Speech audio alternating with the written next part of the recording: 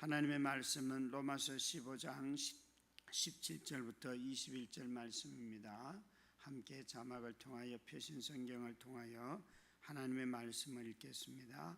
그러므로 내가 그리스도 예수 안에서 하나님의 일에 대하여 자랑하는 것이 있거니와 그리스도께서 이방인들을 순종하게 하기 위하여 나를 통하여 역사하신 것 외에는 내가 감히 말하지 아니하노라.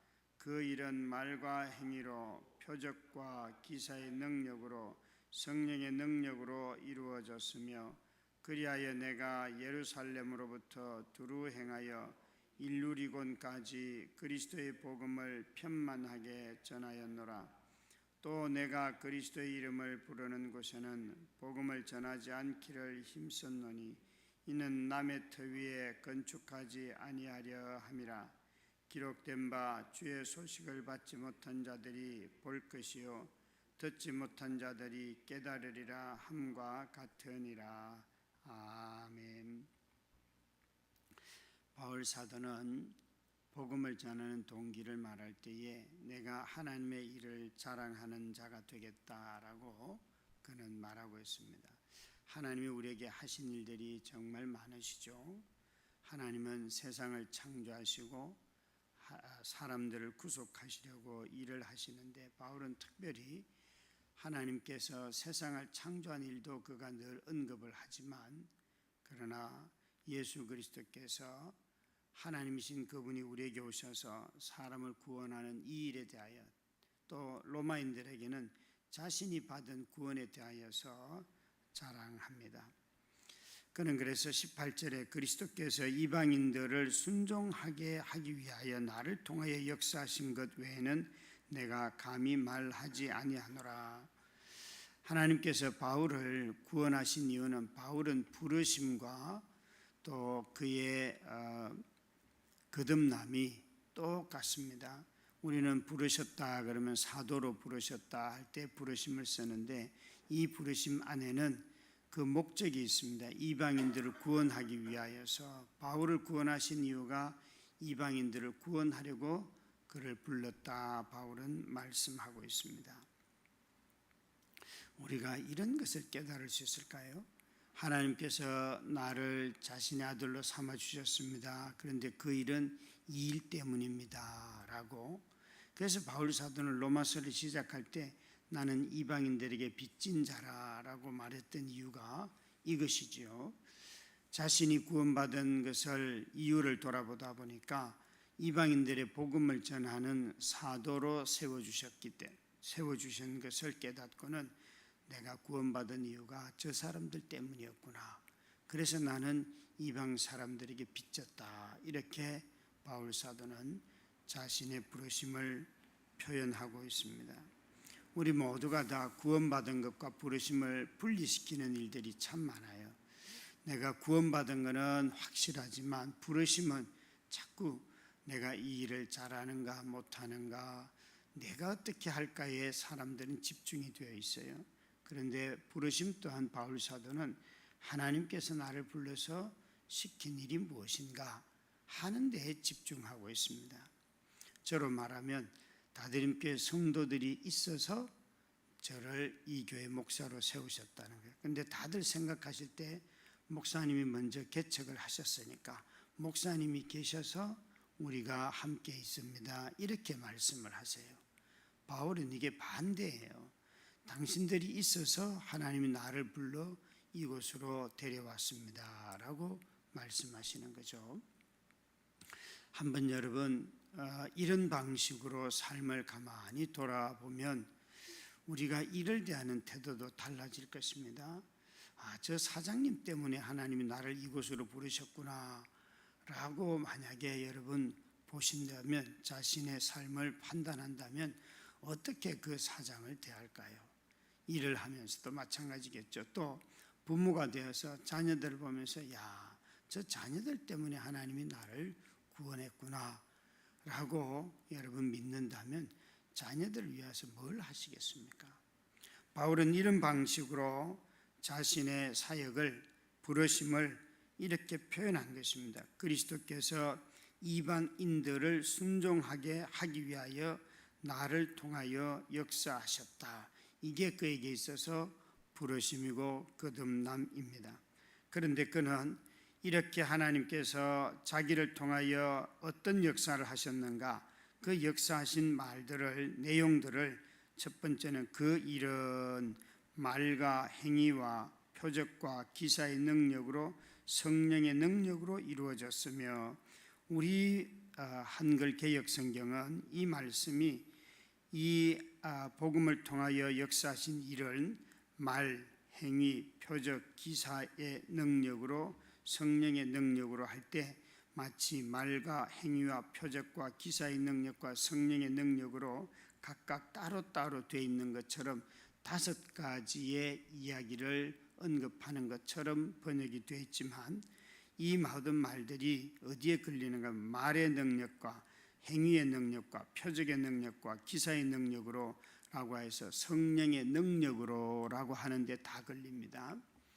다시 말하면 이 말씀은 바울 사도는 말을 할 때도 성령의 능력으로 했고, 행동을 할 때도 성령의 능력으로 했고, 표적과 나타낼 때도 성령의 능력으로 했고, 기적을 보일 때도 성령의 능력으로 했단 말이에요.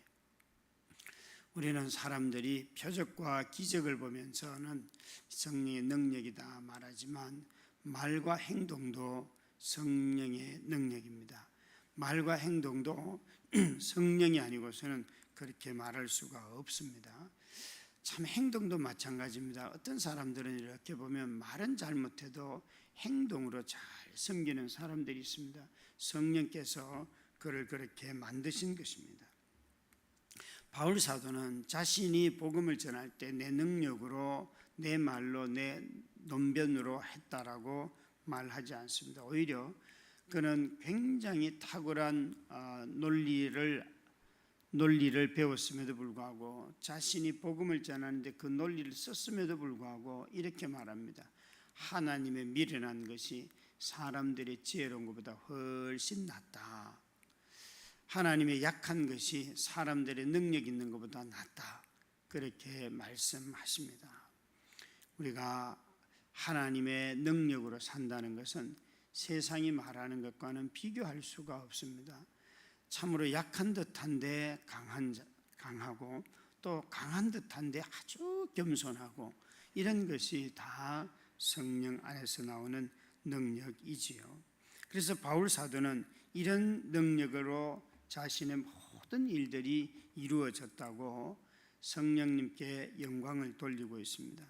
그는 이런 힘을 가지고 자신이 예루살렘으로부터 시작해서 일루리곤, 그 다음에 지금 이 편지를, 로마서를 쓰면서도 그는 자기가 저 서머나, 오늘날로 하면 스페인까지 나는 복음을 전하러 가고 싶습니다. 왠가 하면 하나님의 일을 자랑하는 일이라면 땅끝까지 어디든지 나는 가고 싶습니다 라고 그는 말하였습니다. 하나님의 일을 자랑하는 자. 저는 우리 자녀들의 세대를 보면서 이 자녀들의 입에서 복음에 관한 이야기를 거의 하지 않는 것을 알아요. 아이들하고 대화를 해보면 교회 와서 찬양하고, 교회에서 기도하고, 교회에서 성도의 교제를 누리고 하지만, 집에서 또 일상생활 중에서 성도의 교제를 즐거워하고, 아이들이 복음에 대해서 이야기하고 같이 기도하고, 그런 일들을 거의 하지를 않아요. 식사 기도를 이렇게 돌아가면서 식사할 때 한번 해보라 그래도 그걸 꼭 서로 미루고 즐거워하지 않는 것을 늘 보면서 이 아이들은 언제 이런 걸 즐거워할까, 그런 생각을 하게 됩니다. 복음을 부끄러워하는 것인지, 아니면 기질이 그런 것인지, 아니면 정말 심령 안에서 삶 전체가 거듭나지 않은 것인지, 아이들이 정말 아주 구분이 되어 있어요. 교회 오는 것과 집에서 생활하는 것이 너무 구분이 되어 있는 것을 보면서 마음으로 어떻게 저걸 가르칠까 생각을 하고 있습니다. 바울 사도는 자신이 하나님의 일을 자랑하는 이것을 위하여서는 어디든지 가리라 라고 했는데, 20절 말씀에 그러나 내가 이런 일을 하나님의 일을 자랑할 때도 한 가지 조건은 다른 사람이 이미 복음을 전하여서 세운 사람들에게 나는 복음을 전하지 않겠다.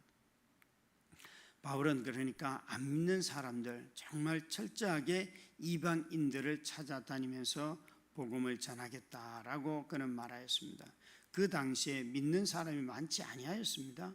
그런데도 불구하고 바울은 한 사람이라도 더 복음을 전하고 그들이 복음을 받아들이면 그 지역에 변화가 일어나니까 이미 복음을 받아들인 사람이 있는 곳에서는 더 이상 나는 복음을 전하지 않고 복음을 받아들인 사람이 없는 곳에 가서 나는 복음을 전하겠다, 이렇게 말하였습니다.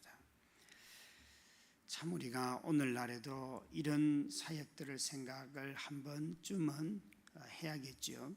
사실 서울 도시만의 교회가 얼마나 많습니까? 이런 교회, 많은 교회 가운데 또 교회를 개척한다 그러면 의아해하는 사람들이 많죠. 요즘은 사람들이 전 세계적으로 7, 80%의 사람들이 대도시에 다 삽니다. 도시라고 할 때는 인구 5만 명 이상이 밀집되어 있는 것을 도시라고 하는데 전 세계의 대부분의 7, 80%의 사람들이 도시에 살고 있습니다. 그리고 앞으로 이런 현상은 점점 더 높아져서 2030년, 35년이 되면 거의 대부분의 사람들이 도시에 살 것이다 라고 추정을 할 정도입니다. 그러니까 사람들이 있는 곳에 복음이 전거되고 또 그 복음을 듣지 못한 사람들이 점점 늘어나고 있습니다.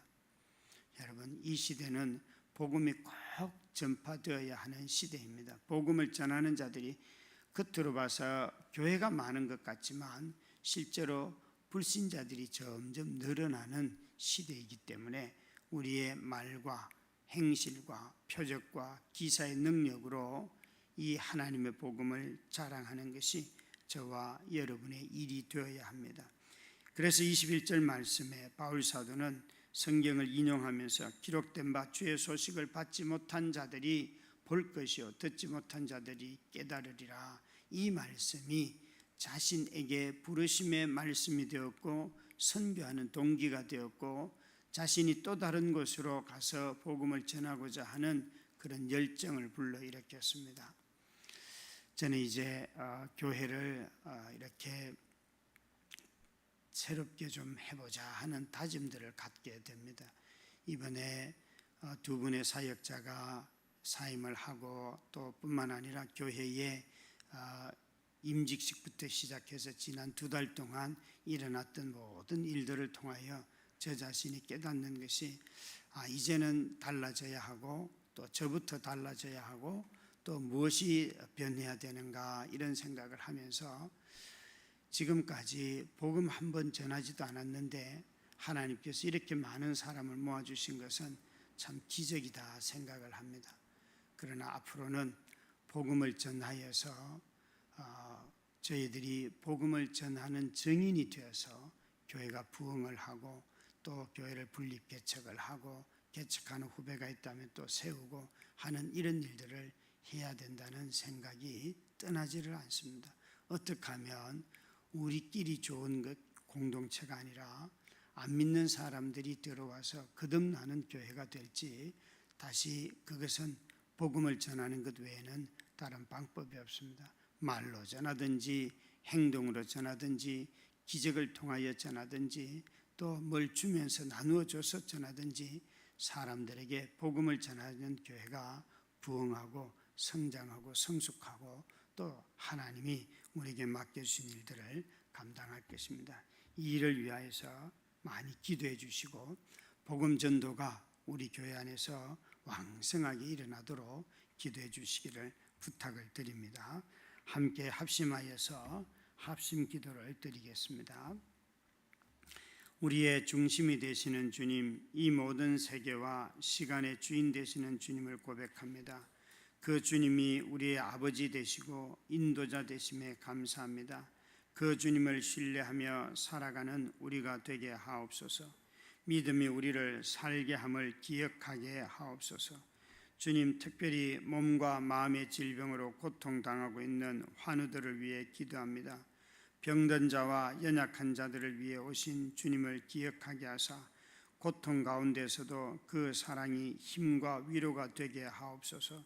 무엇보다도 주님의 치료의 은혜를 부어주셔서 병든 몸과 마음이 깨끗하게 치료되게 하옵소서. 함께하며 돌보는 손길들 가운데 위로해 주시고 소망을 허락하옵소서. 오늘도 우리와 함께 하시는 주님을 믿고 감사드리며 예수님의 이름으로 기도드립니다. 아멘.